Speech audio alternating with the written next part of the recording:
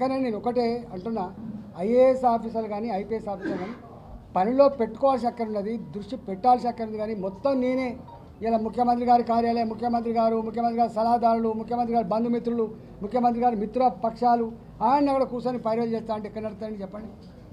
ఇవన్నీ లెక్కలతో సహా బయట పెట్టే రోజు వస్తుంది. తప్పించుకోలేరు. వాళ్ళు అనుకుంటారు పిల్లి కళ్ళు మూసుకొని పాలు తాగినట్టుగా భావిస్తారు, తప్పించుకోవడానికి వీల్లేదు.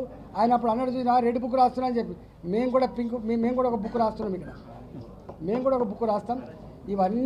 ఇవన్నీ వచ్చినప్పుడు తప్పకుండా కాషాయ బుక్ రాస్తాం. మేము కాషాయ బుక్ రాసిన నాడు తప్పకుండా అవుతుంది.